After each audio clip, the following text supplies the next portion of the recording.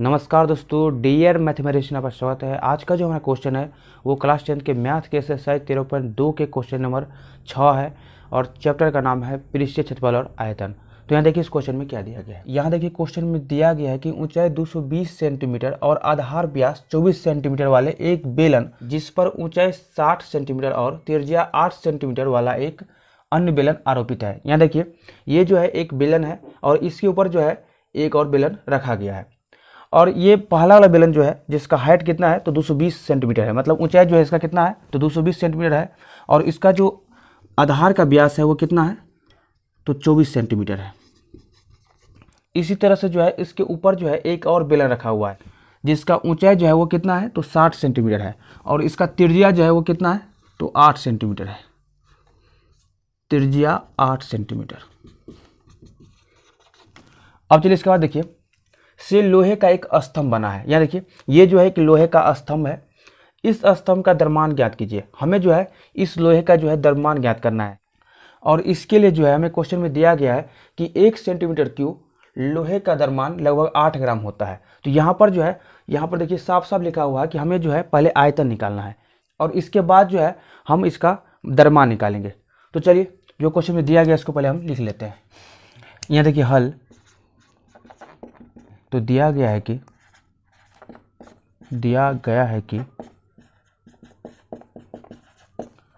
स्तंभ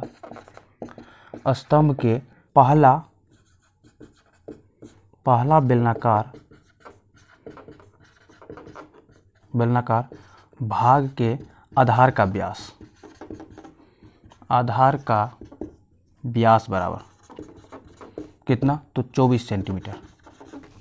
यहाँ देखिए ये जो है पहला बेलनाकार भाग का जो है आधार का व्यास है। तब जो है इसका त्रिज्या क्या होगा तो यहाँ देखिए तब स्तंभ के पहला बेलनाकार भाग का त्रिज्या बराबर क्या होगा तो 24 सेंटीमीटर बट्टा 2 मतलब 12 सेंटीमीटर। तो ये जो है कितना आ गया 12 सेंटीमीटर। अब चलिए इसके बाद जो है और स्तंभ के पहला बेलनाकार भाग का जो ऊंचाई है वो कितना है दिया गया है तो 220 सेंटीमीटर। तो चलिए अब जो है इसका आयतन निकाल लेते हैं। तो अब स्तंभ के पहला बेलनाकार भाग का आयतन बराबर क्या होगा तो पाई आर स्क्वायर एच। तो यहाँ देखिए पाई का मान कितना लेना है तो 3.14 गुने आर का मान कितना निकालना है अभी तो 12 सेंटीमीटर तो 12 का स्क्वायर गुने एच का मान कितना दिया गया है तो 220 सेंटीमीटर। यहाँ देखिए 3.14 गुने 12 का स्क्वायर कितना होगा तो 144 गुने 220। यहाँ देखिए इन तीनों को गुना करने के बाद आता है 99,475.2 सेंटीमीटर क्यूब। तो यहाँ पर जो है इस स्तंभ के पहले बेलनाकार भाग का आयतन कितना आ गया तो 99,475.2 सेंटीमीटर क्यूब। अब इसके बाद जो है इस स्तंभ के जो है दूसरे भाग का जो है आयतन निकालते हैं। तो यहाँ देखिए फिर स्तंभ के दूसरे बेलनाकार भाग का त्रिज्या बराबर कितना दिया गया है तो 8 सेंटीमीटर। यहाँ देखिए ये जो है पहला भाग लेते हैं इसको और ये जो है दूसरा भाग। तो दूसरा भाग का त्रिज्या कितना दिया गया है तो 8 सेंटीमीटर और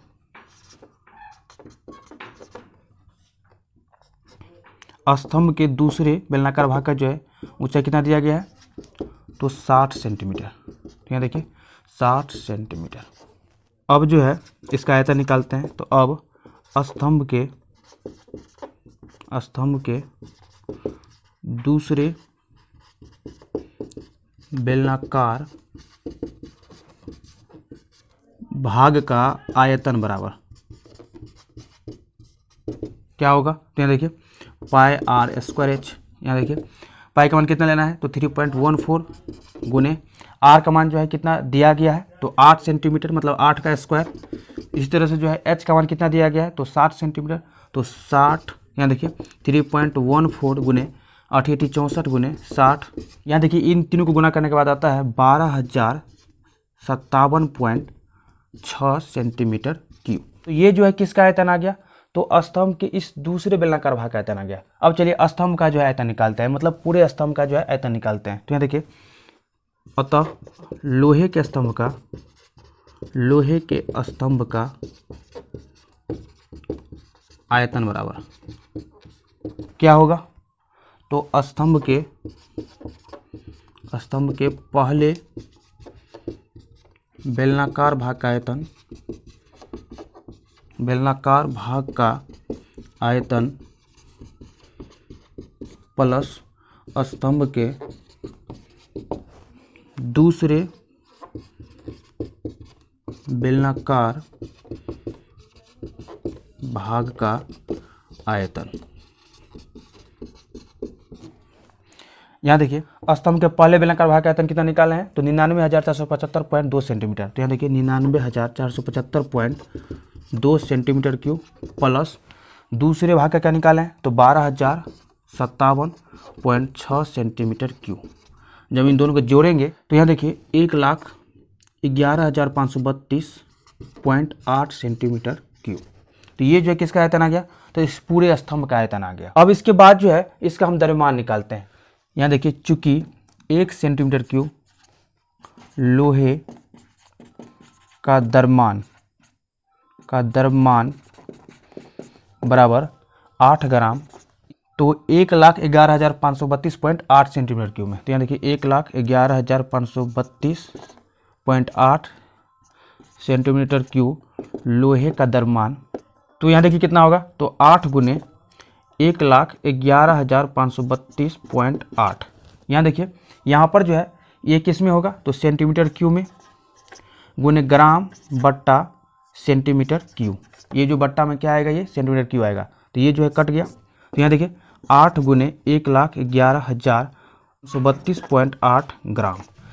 अब देखिए जब इसको गुना करेंगे तो कितना आएगा, तो 8,92,262.4 ग्राम। अब इसके बाद जो है इसको हम केजी में बदल लेते हैं। तो यहाँ देखिए इसको जो है बट्टा में 1000 देते हैं, तो यहाँ देखिए क्या होगा 892.2624 केजी। तो ये जो है अपना आंसर आ गया। तो ये जो है किसका द्रव्यमान आ गया, तो ये जो है इस लोहे के स्तंभ का जो है द्रव्यमान आ गया। तो हम उम्मीद करते हैं कि आपको जो है इस क्वेश्चन का सलूशन बहुत ही अच्छा समझ में आया होगा। तो अभी के लिए इतना ही। इस वीडियो को ज़्यादा से ज़्यादा शेयर कीजिए और अभी तक इस चैनल को सब्सक्राइब नहीं किया तो सब्सक्राइब कर लीजिए। धन्यवाद।